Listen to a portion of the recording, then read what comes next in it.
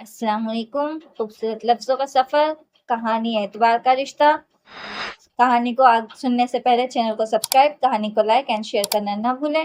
Comment میں بتائیں آپ کو کہانی کیسی لگ رہی ہے، اور ساتھ ہی بیل آئیکن بھی دبائیں تاکہ کہانی کی نئی نوٹیفیکیشن آپ کے پاس جلد سے جلد پہنچے. چلیے آگے سنتے ہیں. اعتبار کا رشتہ ایپیسوڈ 7. مجھے اس پر یقین نہیں مومی، یہ تم ہو؟ اتنی جلدی ہار مان لینا تو تمہاری شرط میں شامل ہی نہیں تھا. تم کیسے یوں پہلے ہی مرحلے پہ سرنڈر کر گئے؟ ادیم اس کی خود ساختہ لاپرواہی کے پس پردے چھپی حقیقت کو چھیڑ رہا تھا. اس نے ایک نظر گرین سگنل پر ڈالتے ہوئے گاڑی آگے بڑھائی تھی. میں بھی پہلے خود کو ایسا ہی سمجھتا تھا، وہ پھیکے انداز میں بولا. تو اس کی مسکراہٹ کا رنگ بھی اس کے لہجے سے جدا نہیں تھا. مگر جب بات خالصتاً اپنی ذات سے متعلق ہو تو آپ کو ہر ایک فیصلہ قبول کرنا پڑتا ہے، کیونکہ مقابل بھی اسی نظریے سے میدان میں اترتا ہے. اور پھر میں خود کو برداشت کرانا نہیں چاہتا. میں نہیں چاہتا کہ وہ مجبوری کا سودا سمجھے، مجھے قبول کرے. میں اسے چاہتا ہوں اور وہ میری محبت کو ایک کراہیت امیز چیز سمجھے. سب سے بڑھ کر یہ کہ کسی کے دل میں آپ زبردستی کے جذبوں کو ٹھوس نہیں سکتے. اسے بھی قبول ہونا نہیں تھا. اس نے انکار کر دیا. اینڈ ڈیسٹرول، یہ اس کا حق تھا. میں اس بےہودہ لاجک کو نہیں مانتا. اگر تم میں کوئی برائی ہے تو وہ انکار کرتی اچھی بھی لگتی. ادیم سلگ اٹھا. میری جو بھی تو میری ہی برائی ہے پیارے. محتشم نے قدرے موڈ بدلنے کی کوشش کی. یوں بھی اب گھر نزدیک آ چکا تھا اور وہ کم کم بابا اور ماما کو تو اس سارے قصے کی ہوا بھی نہیں لگنے دینا چاہتا تھا. یہ فقط اس کی بے وقوفی اور نادانی ہے. وہ تمہیں راہ راستے سے ہٹانا چاہ رہی ہے. میں بچہ نہیں ہوں کہ دوسروں کی پسند و ناپسند پر اپنے فیصلے بدلتا پھروں. جب میں اور میرا ضمیر مطمئن ہے تو پھر مجھے میرے فیصلے سے کوئی 1 انچ بھی نہیں ہلا سکتا. اس نے گیٹ کے سامنے گاڑی روکتے ہوئے ادیم کی طرف دیکھا. ماما سے اس سلسلے میں کچھ مت کہنا، وہ یوں ہی پریشان ہوں گی.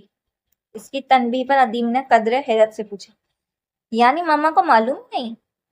اوہ، اس نے نفی میں سر ہلاتے ہوئے ہارن پر ہاتھ رکھ دیا.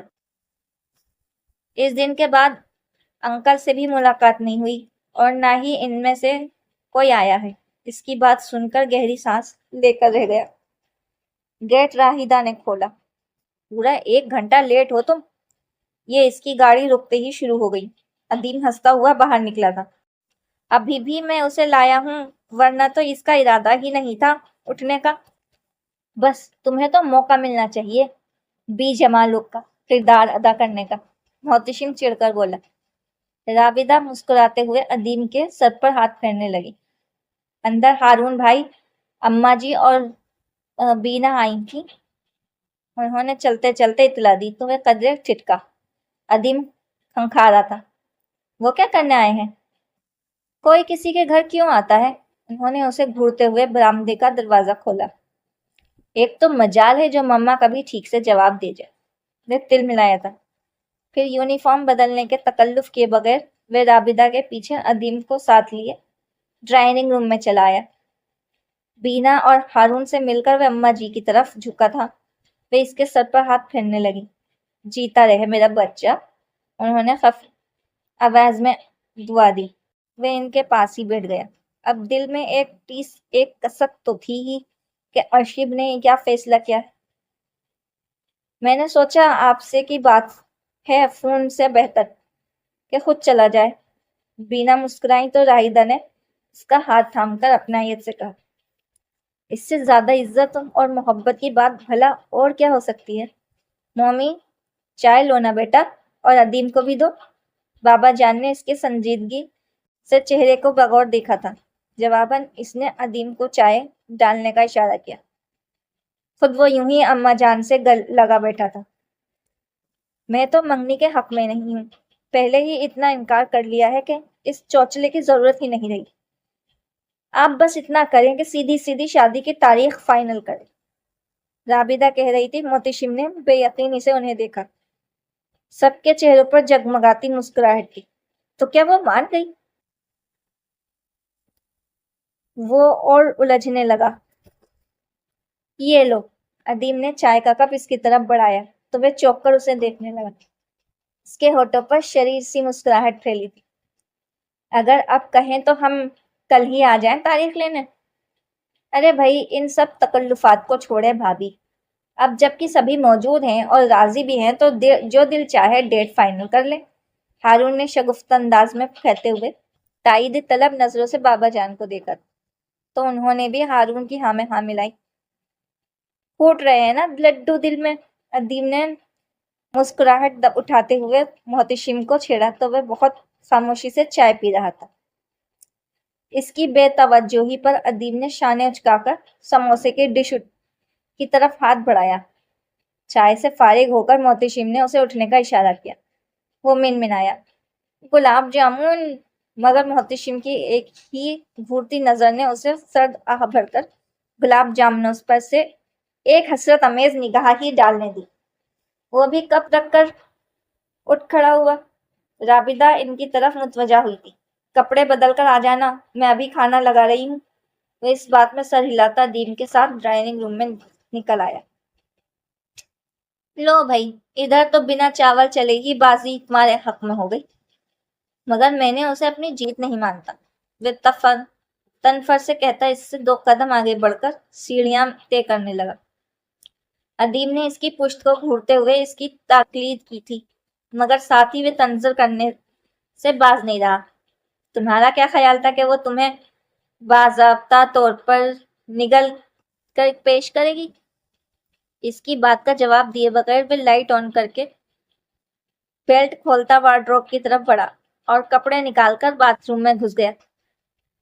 कितने नखरे भाई।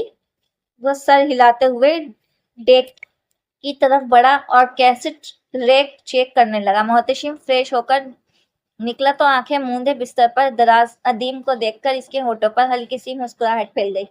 वो उसे डिस्टर्ब किए बिना आगे बढ़कर हीटर ऑन करने लगा। अब अगर जनाब का मूड हो बात करने का तो मैं अपना सवाल पेश करने की इजाजत चाहूंगा। अदीम की आवाज पर वे पूरे का पूरे इसकी तरफ घूम गया। अभी जिंदा हो तुम? लानत हो तुम्हारे ख्यालातों पर। वह उठ बैठा और उसे घूरने लगा। मोहतशिम ने बला तकल्लुफ कहका लगाया। ड्राई कोला की वापसी? अदीम ने दांत पीसकर कहा तो वह हंसते हुए दोबारा आईने की तरफ मुड़कर बाल संवारने लगा। अच्छा, अब बक भी दो कि इतनी बड़ी खुशखबरी सुनने के बाद भी तुम्हारे इस फजूल से मुंह पर रौनक क्यों नहीं आई? अंदर से बेहद तअज्जुब होने के बावजूद अदीम ने अंदाजा आम सा ही रखा था। उसे मालूम था कि वो बेचैनी दिखाने पर वह जानबूझकर चक्कर देने की कोशिश करेगा। Very simple. वह ब्रश रखकर परफ्यूम उठाते हुए बोला, ना तो मैं रिश्वत को मानता हूँ और ना सिफारिश को। क्या? वह हैरान हुआ। इसका असल फैसला वही था जो इसने मुझे फोन पर सुनाया था। वह इत्मीनान से कहता फ्लोर कुशन पर बैठ गया। अदीम नागवारी से उसे देखने लगा। और ये लोग क्या पागल हैं जो शादी की तारीख तय करते फिर रहे हैं? बहरहाल इन सब की मुझसे मोहब्बत से मैं वाकिफ हूँ। उन्होंने हमेशा की तरह अशीब की बजाय मुझे अहमियत दी होगी। हारून अंकल इतने दकियानूसी नहीं है कि वो इसकी मर्जी भी मालूम न करें।